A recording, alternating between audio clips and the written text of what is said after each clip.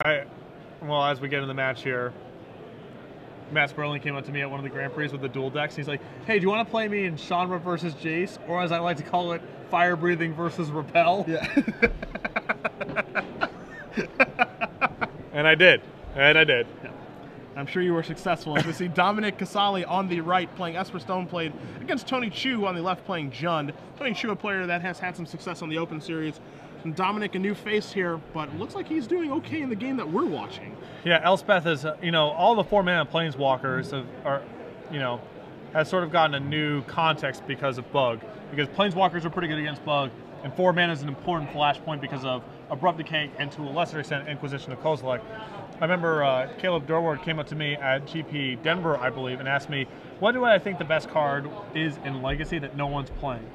And I didn't really think about it too long. I don't really know. He said he thought it was Koth, because Koth's just 4 mana and potentially very good against Bug. Elspeth, kind of similar in that space. A little less aggressive, of course, but Caleb always just outside the box. I like about him. I like a Koth, man. Yeah. It's hard to play a deck where it can get into play unless you're willing to play some like Ancient Tomb, City of Trader type deal, and then your deck's just inconsistent because you're up to that kind of stuff. But as we do walk into this game 3 here, players have about 13 minutes left to play, it looks like. Tony on the left with the Jund deck. He has a Deathrite Shaman in play, a couple cards in his hand. He's going to see you're going to remove a sorcery there for the black ability.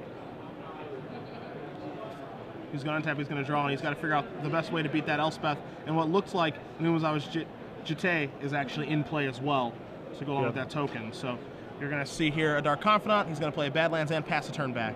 Yep. So no real great answer to Elspeth yet. But with Punishing Fire in his hand, he's not doing terrible. Yeah, I mean, of course he needs to find a Grove here, or he can actually maybe combo. No, he has to find Grove. Yeah.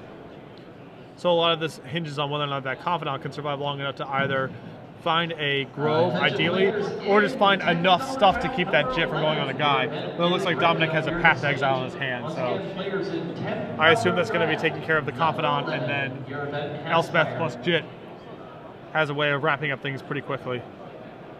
So you're going to see Umezawa's Jit go on to the token here. We'll see if he's going to jump the Elspeth, and he is going to jump, and there's a Punishing Fire. Side fence judge to the stage, please. Now you're going to see Path to Exile, and I don't particularly like the jump play there. I don't really think there's much of a reason. I'm perfectly fine and content running my token into your Deathrite Shaman and getting my 2 counters, and then those 2 counters will take care of the rest of the Deathrite Shaman and the Dark Confidant. Yeah, because now you're on a 2-turn delay here of being able to reactivate the Elspeth, so now all of a sudden something like Bloodbraid could become a disastrous draw. And you also, one thing that you can look at there too is that the tapping of Wasteland instead of the tapping of the island. Yes, you can represent some things with the island, being available, but maybe you want to leave that Wasteland untapped in case Tony does draw a Grove of the Burn Willows, so you can nuke that right away. He does have no cards left in his hand. Yeah, you're not really representing Spell Pierce because you probably would have pierced that. And that's a good draw. Right, that's Maelstrom. That's a big draw, and that's of course the risk of jumping right there. Yep. He would have another token in play had he just made a token. So now Maelstrom Pulse takes care of the Elspeth. Deathrite Shaman's going to start to go to work on the instants and sorceries, and going to provide its own unique little clock, Grim Lavamancer style. Has to turn back. You see a counterspell, you see a Spell Pierce, you see a Force of Will. Yep. So as far as spells are concerned in this game for Tony, the next couple aren't going to be resolving, but again, that's okay. As you do see a Grove of the Burn Willows here. He's drawn Swords to Plowshares. That's a significant draw. Although we are in the place of, Dominic might be able to. Tony might be able to win manual style by just getting the Grove back. Yep. It's a slow process. And so now both the Punishing Fires are going to come back. Dominic's going to have to consider using that Wasteland right now while that Grove is tapped. So you're going to see Punishing Fire here.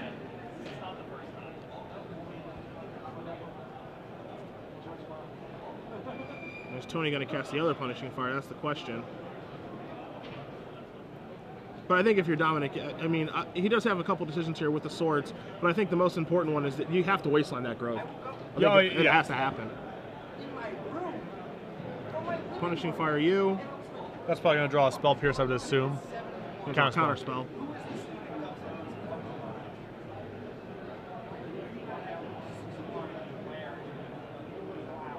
All right, so we're going to Deathrite Shaman. Remove your counter spell. Deathrite Shaman's dead. Wasteland that Grove. Wasteland that Grove. Force of Will and Spell Pierce, the cards left.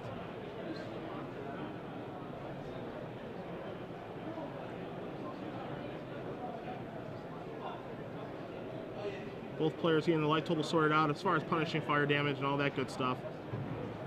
He passes the turn back, and Tony cannot untap fast enough.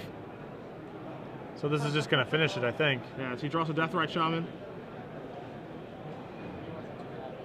See, he doesn't have to move now, because now the Wasteland was only going to be relevant when the Grove was tapped, but now that the Grove is untapped, if it gets Wastelanded now, you just activate it for the red. Dominic gains a life. The 2 Punishing Fire triggers go on the stack. They're both going to come back. So now you're going to see a Force of Will there on the Deathrite Shaman. This is just lethal now. Yep. And I'm going to bring my Groves back. I'm going to kill you. And that's it. Tony Chu with his Jund deck 2-1 over Dominic Casali and his Esper Stoneblade deck. That 1 Maelstrom Pulse in his main deck, pretty good. Was awesome there. Pretty good. And who knows? Yeah, the